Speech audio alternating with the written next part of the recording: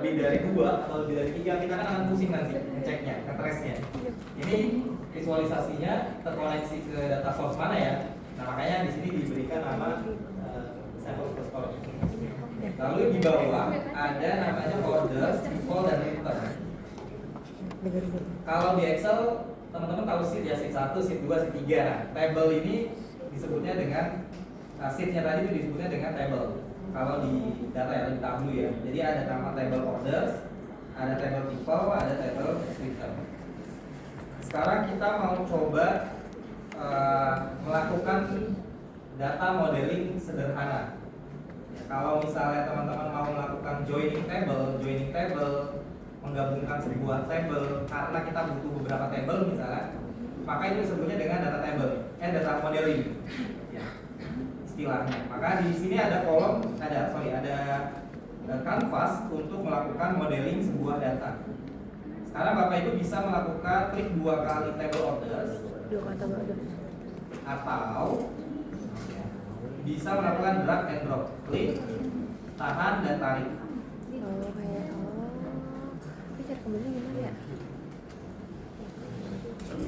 Maka apa yang akan terjadi? Kita akan mendapatkan tampilan di depan, yaitu adalah preview dari sebuah datanya. Pertama, kita akan mendapatkan informasi terkait dengan berapa sih jumlah kolom dan jumlah baris yang ada pada data kita. Total ada 21 kolom dan ada 10.000 sekian baris. Nah, di bawah ada tampilan preview datanya.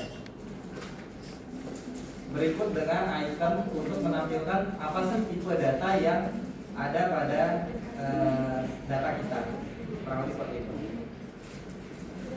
Lalu bagaimana Kak, Mas, kalau kita mau mencoba melakukan data modeling untuk menggabungkan orders dengan si return misalnya. Sekarang teman-teman kita coba sederhana. Tarik return sampai dia keluar seperti noodle, ya, lalu dilepas.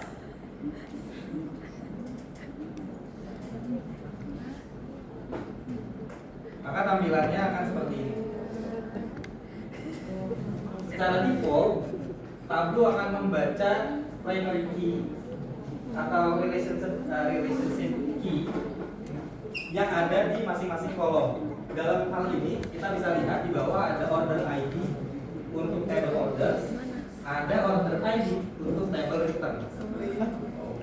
Dalam hal database, kalau rekan-rekan sudah familiar dengan database, pasti kan suka melakukan create primary key-nya, menentukan primary key-nya di SQL dan sebagainya. Dan itu sangat penting untuk sebuah relationship atau joining atau data modeling. Teman-teman Fakultas Ekonomi nggak perlu khawatir ya, ini insight untuk sekedar fundamental terkait dengan bagaimana data. Tapi yang penting secara teknis teman-teman tahu nih bagaimana caranya, gitu ya. Kalau terkait dengan apa sih istilah tadi itu dan lain sebagainya saya kurang paham, nggak apa-apa.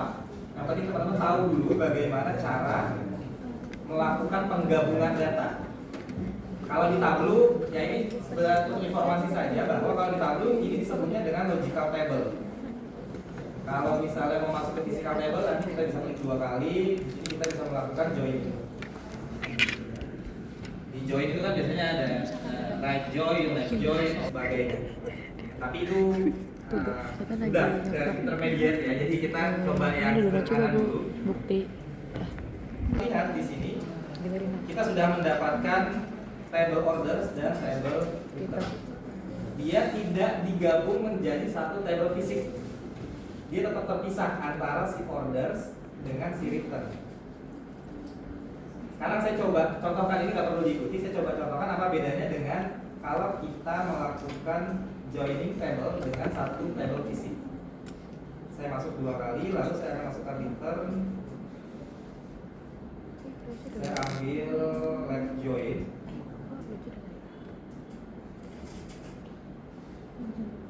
Maka yang terjadi adalah dia hanya satu table saja. Dan ketika satu table, maka kolom yang tadi yang ada di return, dia akan masuk ke dalam kolom si orders. Ada return tadi. Dia tidak dipisahkan. Lalu apa bedanya? Apa plus minus dengan relationship dengan subjoin. Untuk informasi saja bahwa ketika teman-teman menggunakan relationship, pertama yang terjadi adalah performa akan jauh lebih ringan karena dia tidak melakukan penggabungan, dia menghitung masing-masing table, melakukan query-nya. Yang kedua, menghindari redundant data.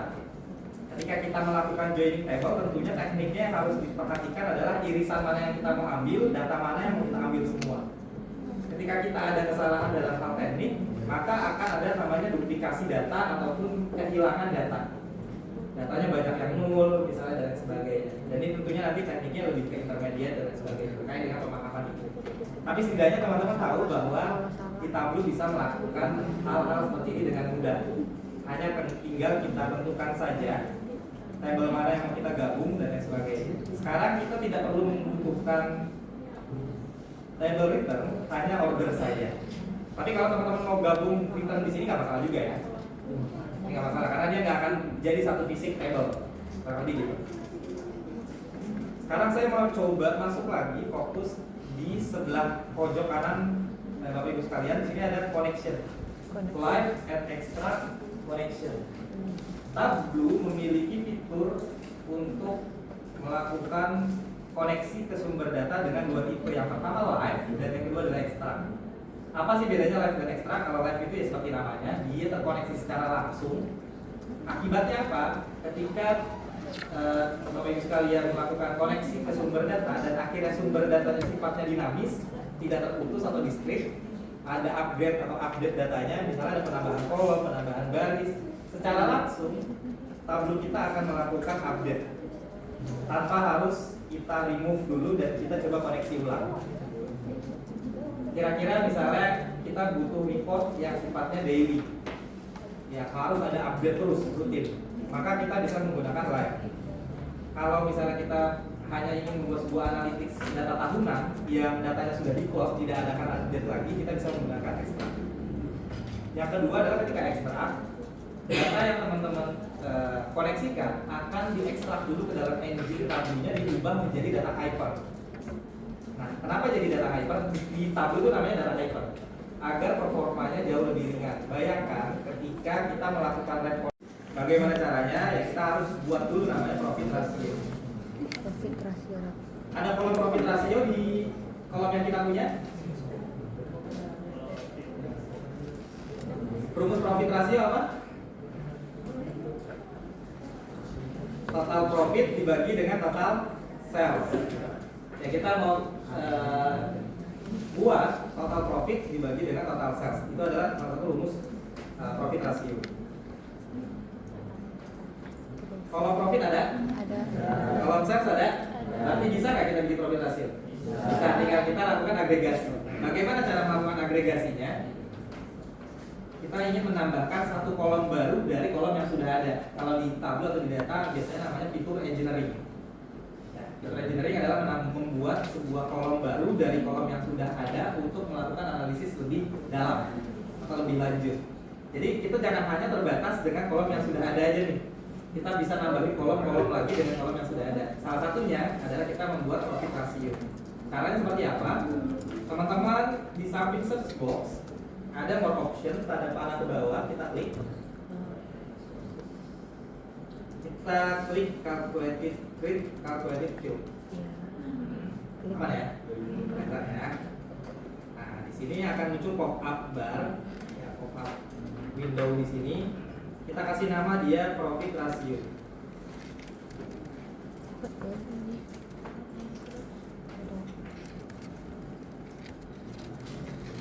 Apa tadi rumusnya? Total profit dibagi total sales. Berarti kita perlu memanggil function total. Nah, function total yang di Tableau atau sintaksnya sama seperti Excel. Kalau di Excel total pakai apa? Nah, jadi kalau teman-teman sudah terbiasa dengan Excel enak. Beda dengan kalau misalnya kita Python. Kalau Python itu total ya total ya, bukan pakai sum. Jadi fungsinya beda tuh dan ada. Nah, kalau yang sudah biasa pakai Excel sama, ada window juga, ada rank, ada print dan lain sama-sama kayak di Excel. Saya ulang ya, ketik sum, bisa diklik sumnya. Atau teman-teman kalau misalnya mau lebih keren misalnya gitu ya, tinggal tap aja. Tap di keyboard di tap. Iya, tap. Jadi biasanya kan kalau banyak sub Keren. Halo, kita tap. langsung jadi. Nggak perlu diklik dulu. Biasanya kan kalau pakai mouse agak ribet ya, Pak Bibi ya. Seru banget. Subnya fungsinya sudah ada. Jika kita panggil kolomnya, tadi kolom apa? Profil. Kita klik profil. Bisa tap. Nah.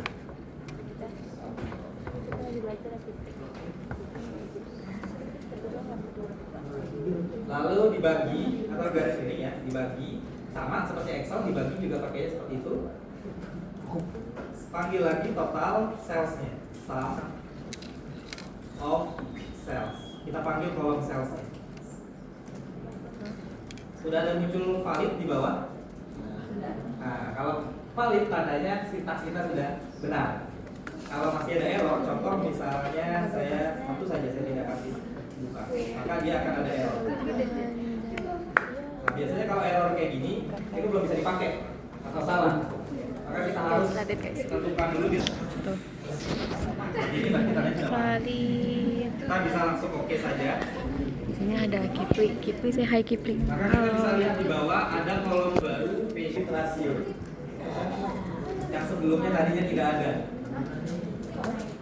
Kolomnya sudah ada nih, berarti kita sudah bisa lakukan visualisasi. Apakah sebelah dibantu? Ada Kan tadi ini di apa ya, apa di oke. Oke. Terima kasih, Kak.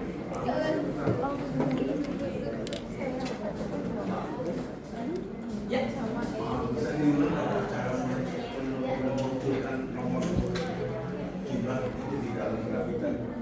Jumlah. Oke, baik. Siapa? Yang ini Pak ya? Di dalam barnya ya Pak? Oke, baik Pak. Terima kasih banyak. Kita coba lagi ya. Saya kembalikan dulu. Kan tadi seperti ini ya Pak ya? Recording tadi masuk banget ya. Tampilan Bapak pertama mungkin ini nggak ada dulu. Pertama ketika nggak ada, Bapak bisa klik toolbar yang di atas Pak, yang ada icon tag atau teks. Yang ini Pak, yang di atas. Bisa diklik, lalu akan muncul, tapi defaultnya dia munculnya di sebelah kanan.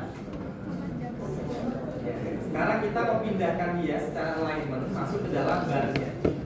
Bagaimana caranya? Kita ke markal yang di sini Pak, lalu ada label. Semuanya waktunya jadi warna pink ya. Kita pilih alignmentnya, kita pilih yang middle. Pas enter, Enggak aku mau nyalain. maka dia akan muncul. Kalau size-nya tadi dirasa kekecilan, size-nya kita bisa gedein lagi. Di HP aku masa udah biasa pakai. Jadi kalau nggak pakai kayak aneh ya. Aman ya Pak? Kayak beda aku nggak ada pakai. Jadi biru. Kabar dong. Wow. Sudah selesai semua profit rasio di define? Sudah. Sekarang kita mau lihat, tadi pertanyaan bisnisnya adalah produk mana nih yang secara rasio profitnya dia paling tinggi, atau produk mana yang dirasa efektif dan produk mana yang tidak efektif. Karena bahaya kan ketika kita tahu semakin produk itu dijual dia semakin rugi. Makanya kita harus tahu dulu. Bagaimana caranya? Kita coba pilih subkategori tadi. Kalau teman-teman kolomnya banyak, teman-teman bingung ya melakukan pencariannya, bisa di search box subkategori. Drag and drop ke kolom atau row boleh.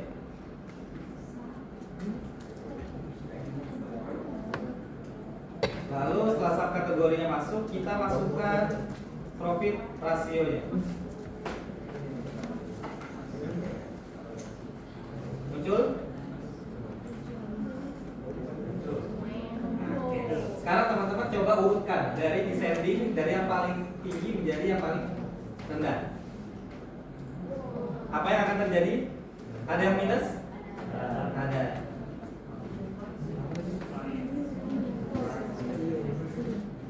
Ternyata kalau kita lihat di visualisasi sebelumnya, labels walaupun salesnya rendah, Tapi secara profit rasio dia tinggi labelnya ya, yang label.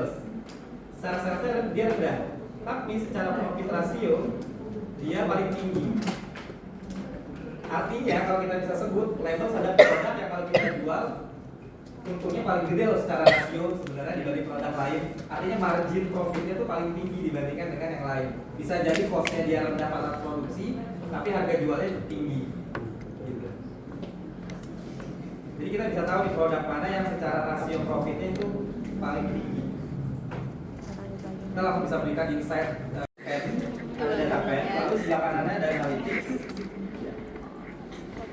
Kita ambil yang average line, garis rata-rata. Kita drag and drop, masukkan ke table.